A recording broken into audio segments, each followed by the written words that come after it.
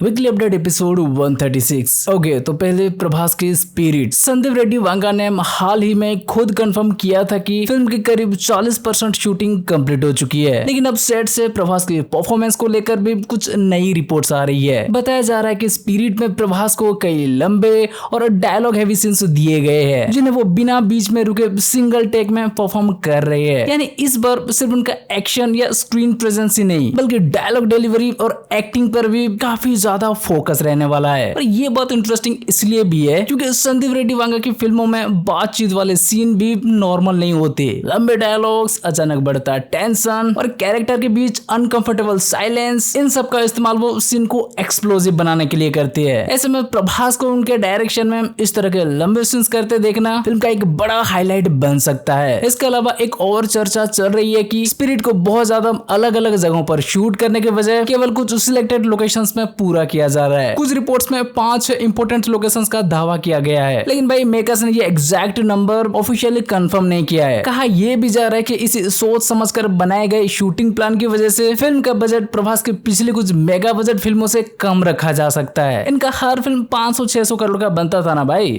संदीप रेड्डी वांगा को उतना बजट नहीं चाहिए, लेकिन इसका मतलब ये बिल्कुल नहीं है कि फिल्म छोटी या सस्ती दिखाई देगी। असल में मेकर्स का फोकस अननेसेसरी लोकेशंस और जरूरत से ज्यादा खर्च के बजाय प्रोडक्शन क्वालिटी, एक्शन और परफॉर्मेंसेस पर पैसा लगाने का बताया जा रहा है। तो स्पिरिट में इस बार संदीप रेड्डी वांगा शायद प्रभास को सिर्फ लार्जर देन लाइफ सुपरस्टार बनाकर पेश नहीं करने वाले। खबरों पर यकीन करें तो वो उनके अंदर के एक्टर को भी पूरी तरह बाहर निकलने की तैयारी में है। हालांकि लंबे डायलॉग्स, सिंगल टेक्स, 5-6 लोकेशंस और बजट से जुड़ी इन बातों को मेकर्स ने ऑफिशियली कंफर्म नहीं किया है, इसलिए फिलहाल इन्हें सेट से आ रही स्ट्रॉन्ग रिपोर्ट्स की तरह ही लेना सही रहेगा। लेकिन अगर ये अपडेट सच साबित होती है तो स्पिरिट में मास एक्शन के साथ प्रभास की एक काफी इंटेंस और डायलॉग हैवी परफॉर्मेंस भी देखने मिल सकती है। मतलब इस बार वांगा प्रभास का सिर्फ स्टारडम का नहीं, उनके अंदर छिपे एक्टर को भी पूरा निचोड़ के इस्तेमाल करने वाले हैं। नेक्स्ट रामायण। भाई 24 जुलाई को रामायण का ट्रेलर आने वाला था। सैन डिएगो कॉमिक कॉन में रणवीर कपूर, यश, डायरेक्टर नितेश तिवारी और प्रोड्यूसर नमित मल्होत्रा फिल्म को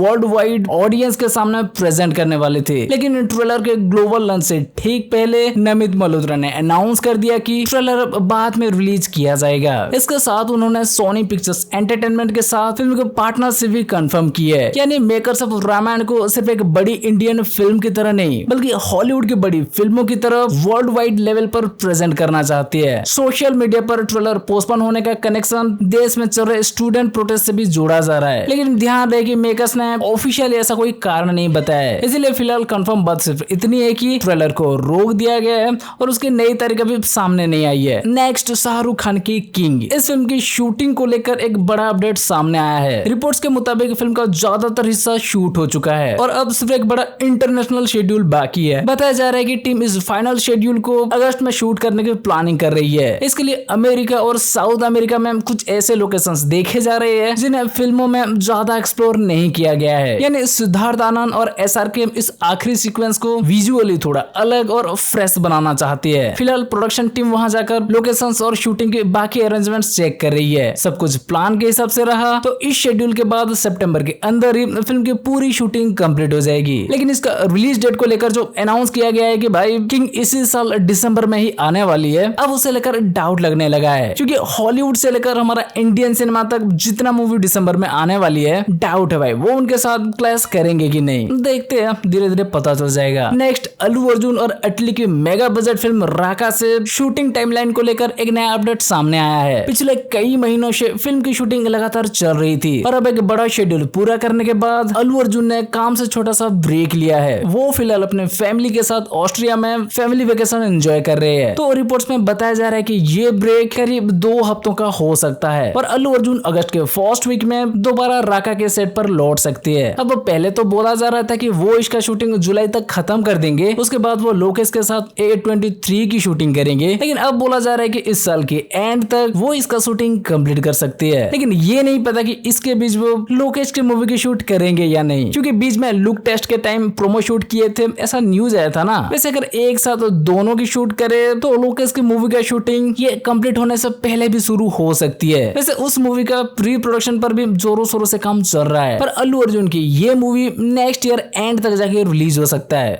नेक्स्ट विजय सेतुपति और मणिरत्नम की फिल्म की अपडेट। विजय सेतुपति और साई पल्लवी को लेकर बनाई जा रही उनकी अनटाइटल्ड फिल्म की शूटिंग ऑफिशियली शुरू हो चुकी है। विजय सेतुपति शूटिंग के लिए कोलकाता पहुंच चुके हैं, पर एक्टर्स ने शूट से पहले चेन्नई में कुछ दिनों का वर्कशॉप भी किया था। फिल्म को फिलहाल प्रोडक्शन नंबर 23 के नाम से बुलाया जा रहा है। इसे मद्रास टॉकी के साथ लाइका प्रोडक्शंस और इंडिया टॉकीज प्रोड्यूस कर रही है। म्यूजिक की जिम्मेदारी एक बार फिर AR रहमान के पास है, यानी मणिरत्नम और AR रहमान की आइकॉनिक जोड़ी फिर से साथ आ रही है। विजय सेतुपति पहले भी मणिरत्नम के साथ काम कर चुके हैं, लेकिन साई पल्लवी पहली बार मणिरत्नम और विजय सेतुपति दोनों के साथ काम करने वाली है। इस फिल्म की कहानी, जॉनरा और बाकी कास्ट अभी रिवील नहीं की गई है, इसलिए फिलहाल शूटिंग शुरू होना कंफर्म है। लेकिन ये फिल्म में रोमांस होगा, पॉलिटिकल ड्रामा होगा या कुछ और, इसका जवाब हमें बाद में जाके मिलेगा। नेक्स्ट भूल भुलैया 4। सूत्रों के मुताबिक भूषण कुमार और उनके टीम ने फ्रेंचाइज के चौथे पार्ट के लिए अलग अलग स्टोरी आइडियाज पर काम करना शुरू कर दिया है। रिपोर्ट्स में दावा किया गया है कि कार्तिक आर्यन भी क्रिएटिव प्रोसेस में शामिल है और एक ऐसी कहानी ढूंढी जा रही है जिसमें वो दोबारा रूह बाबा बनकर लौट सके। इसके साथ अनीस बाज़मी से फिल्म को डायरेक्ट करने के लिए बातचीत भी चल रही है। हालांकि अनीस बाज़मी और मेकर्स के बीच डील अभी फाइनल नहीं हुई है। अनीस इस समय अक्षय कुमार वाली अपनी अगली फिल्म में बिजी है और उसके बाद वो भूल भुलैया 4 की कहानी पर काम शुरू कर सकते हैं। रिपोर्ट्स के हिसाब से मेकर्स फिल्म को 2027 के सेकेंड हाफ में फ्लोर पर ले जाने की प्लानिंग कर रहे हैं, तो चौथा पार्ट आना लगभग तय दिशा में आगे बढ़ता दिख रहा है। लेकिन कार्तिक, अनीस और शूटिंग टाइमलाइन को लेकर अभी ऑफिशियल अनाउंसमेंट बाकी है, तो थोड़ा वेट करके देखते हैं। नेक्स्ट सूर्या 47। सूर्या के बर्थडे पर फैंस को उम्मीद थी कि सूर्या 47 का ऑफिशियल टाइटल और फर्स्ट लुक दोनों रिवील किए जाएंगे। मेकर्स ने नया पोस्टर तो रिलीज कर दिया, लेकिन फिल्म का टाइटल फिर भी नहीं बताया गया। पोस्टर में सूर्या के हाथ का एक इंटेंस और पावरफुल लुक देखने को मिला है। फिल्म को आवेशम और रोमांचम बनाने वाले जीतू माधवन डायरेक्ट कर रहे हैं, इसलिए इसमें एक्शन के साथ कॉमेडी और थोड़ा क्रेजी ड्रामा मिलने की उम्मीद की जा रही है। फिल्म की पूरी शूटिंग पहले ही कंप्लीट हो चुकी है और अब काम पोस्ट प्रोडक्शन में चल रहा है। फिल्म में सूर्या के साथ नजरिया नाजिम और नसलन भी इंपोर्टेंट रोल्स में दिखाई देंगे। ऑडियंस के बीच पहले से ये रूमर है कि भाई सूर्या इस फिल्म में पुलिस ऑफिसर के रोल में दिखने वाले हैं, लेकिन टाइटल अनाउंसमेंट भाई